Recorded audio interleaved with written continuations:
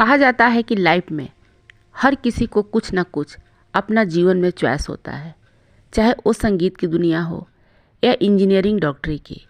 जी हाँ, तो आज मैं एक ऐसे संगीतकार के बारे में बताने जा रही हूँ जो कि शायद हर कोई वो नाम भूल चुका होगा, लेकिन उस संगीतकार को लता मंगेशकर अपना गुरु मानती थी।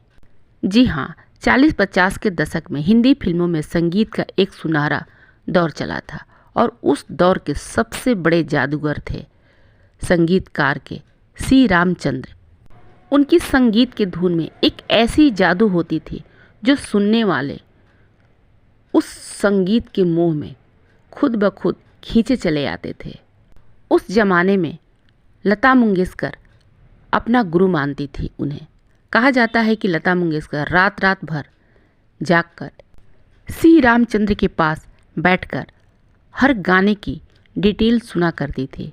सी रामचंद्र का जन्म 12 जनवरी 1918 को महाराष्ट्र के अहमदनगर जिले के बुंदवा गांव में हुआ था। उनका असली नाम रामचंद्र नरहर चितलकर था, जो कि बचपन से ही उन्हें संगीत में काफ़ी दिलचस्पी थी और उन्होंने संगीत शिक्षा हासिल की। आपको बता दूं कि सी रामचंद्र संगीत की दुनिया से पहले अभिनय में अपना कदम रखा था, लेकिन उन्होंने यूबी राव की फिल्म नागाचंद में मुख्य भूमिका निभाई, लेकिन उनकी फिल्मों को कोई खास ज़्यादा सफलता नहीं मिली और इस अनुभव के बाद उन्होंने संगीत की ओर अपना रुख कर लिया और फिल्म उद्योग से अपनी अलग पहचान बनाने के लिए उन्होंने एक निर्णय ले लिया। शुरू में सी रामचंद्र ने मिनर्वा मूवी टोन के बिंदु खान और हबीब खान के ग्रुप में शामिल होकर उन्होंने संगीत की तैयारी शुरू कर दी और वहाँ हारमोनियम वादन के रूप में काम शुरू कर दिया। उनकी संगीत यात्रा पहला बड़ा मुकाम तमिल फिल्मों के साथ जुड़ गया, लेकिन हिंदी फिल्मों में उन्हें असली पहचान साल 1942 में भगवान दादा की फिल्म सुखी जीवन से मिली। उसके बाद उन्होंने फिर कभी भी पीछे मुड़कर नहीं देखा। फिर 1947 में आई फिल्म शहनाई ने उन्हें एक नामी संगीतकार के रूप में उनकी पहचान दिलाई। इस फिल्म का सॉन्ग था आना मेरी जान संडे के संडे। आज भी लोगों के जुबान पर 50 के दशक में उनका करियर पूरी तरह से चमक उठा था और उसके बाद साल 1951 में रिलीज हुई कॉमेडी फिल्म जिसका नाम था अलबेला उनके लिए मील का पत्थर साबित हो गया। उसके बाद उनकी दुनिया में एक अलग पहचान बन गई संगीतकार के रूप में।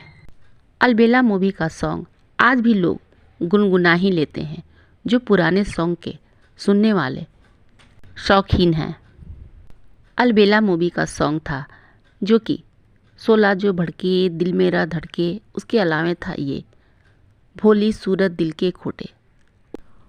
उसी दौरान लता मंगेशकर जी उनके इतने बड़ी फैन बन गई कि उनके गाने को रात रात भर बैठकर ध्यानपूर्वक सुना करती थी।